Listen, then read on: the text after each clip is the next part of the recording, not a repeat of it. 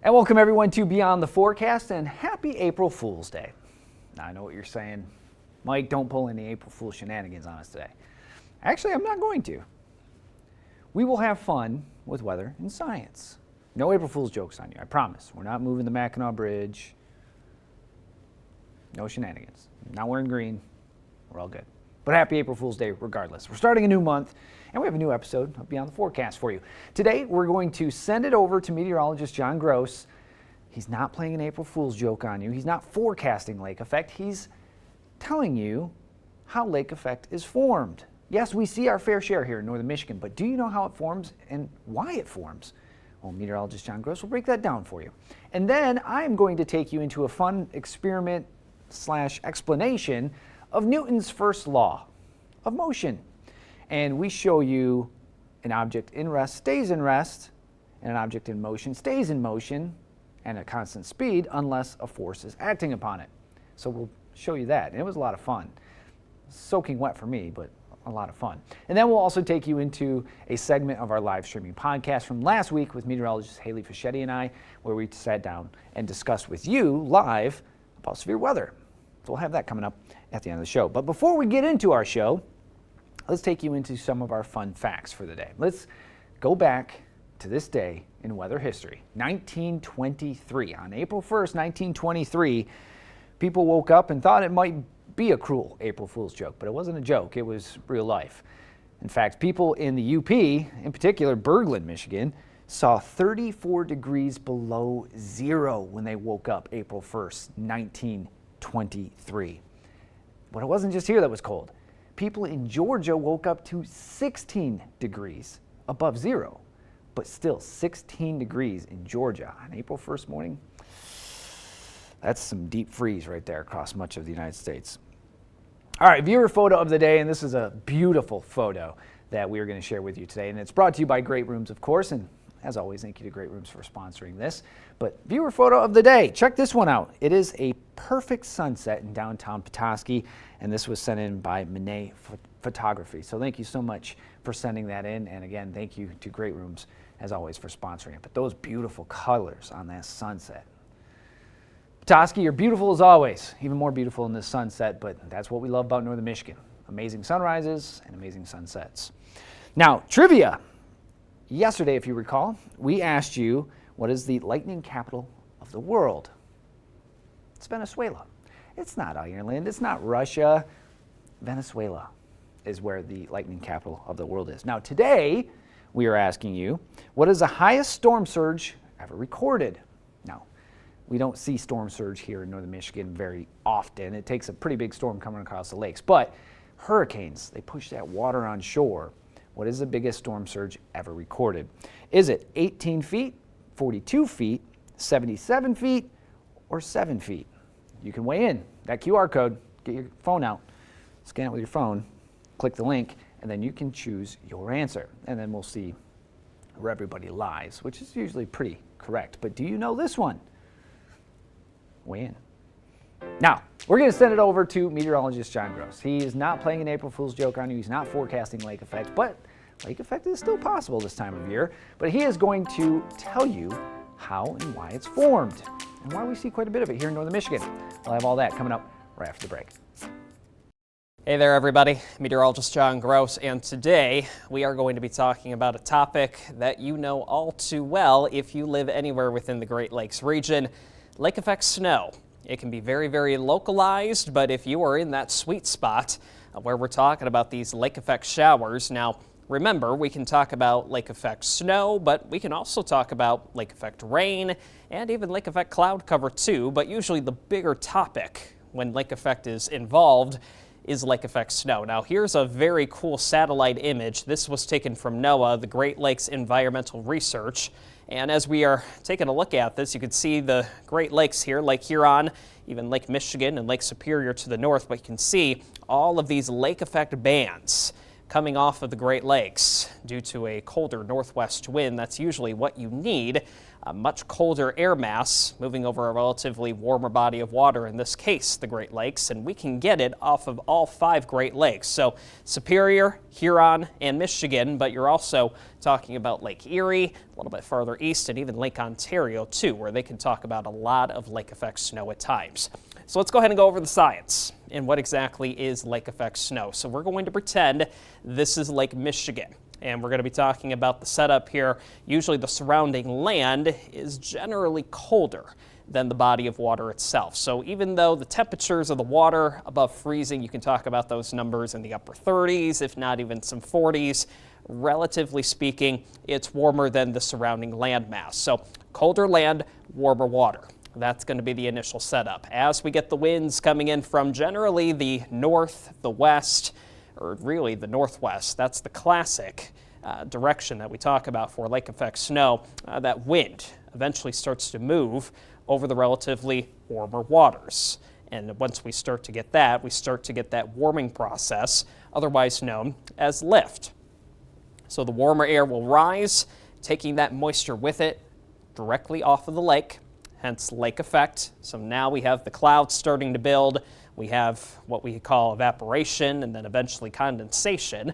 So now we have our clouds with that chance not only for lake effect snow, but even in cases when it's warm enough, lake effect rain. And then eventually that wind will take that lake effect band over the landmass downwind. And that's where you can start to eventually see a lot of snowfall or even rainfall too. But generally, when we're talking about lake effect, it's usually snowfall and localized amounts. If you're in that sweet spot for the lake effect snow, it can add up to several inches, or we've even seen lake effect events to where it's added up to several feet of snow just within days or even several hours. We can get lake effect rates, or at least snowfall rates, easily over 1 inch to even near 2 inches per hour. So that's the setup, at least the science behind how we get lake effect to at least evolve or develop. And these again are the sweet spots when we talk about the lake effect snow bands, or at least the classic snow belts, I should say, for any precipitation that's in the form of lake effect snow. So you're usually talking about, again, the northwest wind, so just downwind of Lake Superior, areas from the Keweenaw Peninsula, Marquette, Munising, Sault Ste. Marie. As you're going into the lower peninsula of Michigan, areas near Traverse City, Mansalona, Bel Air, you're even talking about Cadillac, Grand Rapids, a few more sweet spots, and even downwind of Lake Erie and Lake Superior, as well as Lake Ontario. A little bit farther east, Cleveland, Erie, Buffalo, Syracuse, even going back towards Watertown. Those are some very classic spots that can pick up a lot of lake effect snow in a very short period of time. And if you live or have drove through any of these areas, when we have a lake effect system going on, you know that it can get very ugly very quickly. And what I mean by that is visibility due to that precipitation can make visibility near zero at times. So that's what we're talking about with lake effect. Now, one term that you might have heard of, but a lot of us meteorologists will look at, this is kind of determining how strong those lake effect bands are going to be. We call it fetch. Now, here's the definition of it: the distance wind travels over the lake. So remember, you need that colder air moving over the relatively warmer waters, in this case the Great Lakes. And the longer that fetch is, the heavier, or at least more concentrated, the band of snow or even rain can be. So the lake shape matters relative to the wind direction. So for us, again, from the north, from the northwest, or even the west, we're talking about that lake effect snow. Now, Lake Erie or Lake Ontario, that would be more susceptible for a westerly wind. But as you're talking about Lake Superior or even Lake Michigan, we talk a little bit more about that northwest wind. So the longer the fetch, here's the main takeaway when we're talking about fetch: the longer that fetch, the heavier the lake effect band, in this case the snow band, will be. The shorter the fetch, you can do the opposite of it, the lighter that snowfall band is going to be. So if you can have more area of the lake picking up that moisture and then eventually taking it downwind of wherever that snow or rain is going to fall, that's usually a good indication of where you're going to be seeing a lot more of that precipitation. So If you are ever out traveling, we know dear and well here, especially near the Great Lakes, when you're talking about lake effect snow chances, and we talk about visibility concerns, it can deteriorate very, very quickly. You can go from even a sunny day or just sunny conditions all the way to whiteout conditions within 5 to 10 minutes. So these are just some good tips, especially if you're doing some traveling, especially in this case when you're talking about lake effect snow.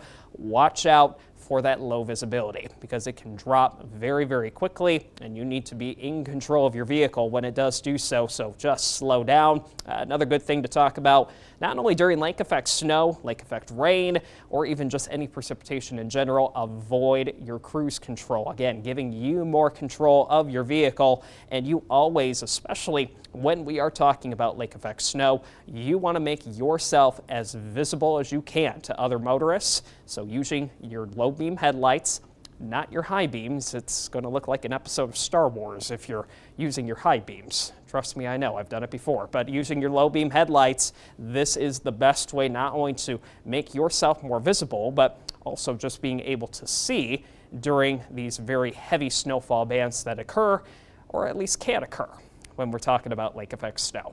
I'm Meteorologist John Gross for Beyond the Forecast. Thanks, John. Great in-depth look at something we're all very used to here in northern Michigan. Now, coming up next, I take you into the laws of motion, in particular, inertia, and what it's all about and who came up with it. We'll have those details right after the break. And welcome back, everyone, to Beyond the Forecast. Now, we're bringing you back in here into the kitchen for a little bit of an experiment. It is not so much of an experiment, but more of an explanation of physics. This thing, ball, will kind of show us what I'm trying to accomplish here today. Now, you all probably have heard of the name Sir Isaac Newton. You know, kind of a big founder in the way of science and physics, and he has a law: when an object's at rest, it remains at rest. When an object is in motion, it stays in motion at a constant speed unless there's a force acting upon it or sending it to a different spot. So in a perfect vacuum or space, if you were to see this ball just resting, it's staying there and it's, you know, not in motion.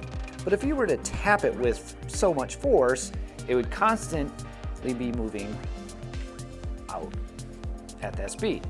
So a object at rest stays in rest. An object in motion stays in motion at that constant speed unless there's a force acting upon it. Now here on Earth, in our atmosphere and with gravity, there's constant forces. So when you put this object in motion, rather than it continuing to just go up at the constant speed that I let it go with, it comes back down. And the reason why is because there's a force acting upon it. There's actually several forces acting upon it, but one of the main forces acting upon it is gravity. So we're going to show you that today in a really kind of cool way. So take a balloon if you have it. I have several balloons, and I filled it with water. So the balloon really doesn't have much to do with this, but it's keeping the water at rest. So water at rest should remain at rest. But once we pop the balloon, it's going to start to be in motion because of gravity. And you'll see the split second that we pop it, gravity starts acting on it and pulls it to the surface. Now, if this was space and we were to pop the balloon, most of the water would just stay in place because there's no force acting on it unless we were to hit it. Even with the balloon, there might be a little bit of particle that the balloon grabs when it would pop, but for the most part, in a perfect zero conditioned area, it would just stay there and the balloon would unravel around it. But since we're on Earth, we have properties that are going to act against that. So what I'm going to do is I'm going to show you here with this camera, but I also have my phone set up and we're going to put it in slow-mo mode. And we're going to pop this balloon with a sewing needle. So kids, if you want to try this or see this in motion, go to Mom, ask her if she can help you with grabbing a sewing needle from the sewing kit and play this out. And we'll see if this works. Now, it should be able to get it pretty well on the slow-mo camera of my phone, but for you guys in real time, you're not going to see much difference. But when we slow it down, you should be able to see the balloon unraveling, and for a split second, the water remaining in motion until gravity pulls it down. So let's try it, shall we? Hopefully this isn't too scary. I tend to jump when balloons pop. All right, here we go.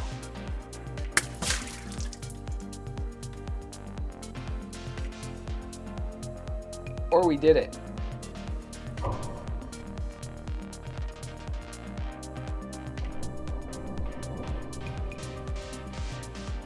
I'm hoping this works again. Let's try it, shall we? Remember, an object at rest stays at rest. An object in motion stays in motion unless forces act upon it.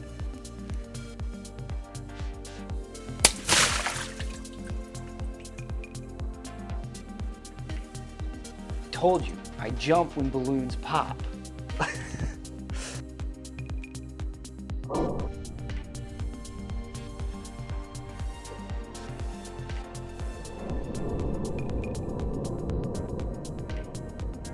So there you go. Hopefully that should show it. Hopefully you have a sink big enough to contain the water. Thankfully I contained most of the water. That Sir Isaac Newton guy, pretty smart fella. I mean, he did come up with gravity. But it goes to show you everyday physics. Physics is a big part of not just weather, but also science and everything that we do on a daily basis. And this one kind of goes to show you about objects and how they're supposed to work. Like this ball that we throw around or we play with all the time. You know, there's laws of bouncing. There's laws of motion that keep this from, rather than going straight up into space and not coming back, to come back to your hand. So pretty cool. A little bit of fun science and how you can use it to see things. I'm soaked. We'll have more Beyond the Forecast for you coming up in just a little bit. And there you go. A fun little experiment for you to try at home or maybe even at school. But coming up next, we dive back into our podcasts. Me and meteorologist Haley Fischetti, we talk about severe weather. We'll have those details right after the break. And welcome back, everyone, to Beyond the Forecast. Now, this part of the show is when we usually dive into our podcast, show you a segment of it. And it's a special podcast because it is live, streamed, with you, part of it. So you talk and discuss with us about a certain topic.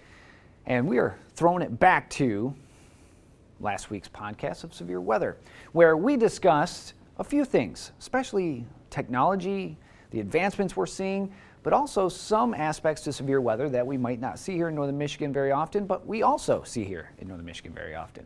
Check out this segment. So I'm excited about that. I think this technology, like what we're doing with you guys right now, this is benefiting weather in many ways as well. Being able to just pick up a camera, grab an internet signal, and go chase or go show weather as it's happening, that is a massive thing to show and relay what's going on. Because when you think about severe weather, if Mount Pleasant's getting severe weather and it's sunny here, like you don't think, oh yeah, like whatever, I don't see it, it's not happening. Out of sight, out of mind. But the fact that we can be in the middle of it safely and show that technology is also helping a massive amount of the weather community. Yeah. Good morning, Amber. Yeah, that is going to be, that's huge in the technology business for weather, just internet signal being out in the middle of nowhere. Yeah, I think like the movie, not to get pulp culturally, but the movie Twisters, I think on that aspect of it did a really good job explaining how storm chasers work. 100%. Because everything fits so tiny if you watch the movie. In that van, in that truck, they had everything. And that's really how tiny these instruments are now. Well, look back at 2008 when Reed had that show on Discovery Channel, Tornado Chaser. And again, you can catch that where we stream those, whether it's our Facebook page or also over on the 910 YouTube channel, or you can also catch it wherever you listen your podcasts. So that does it for our show today. We appreciate you being here. As always, thank you. And for Meteorologist John Gross and Meteorologist Haley Fischetti, I'm Chief Meteorologist Michael Stevens. Be good, stay safe, take care. We'll see y'all tomorrow right here on Beyond the Forecast.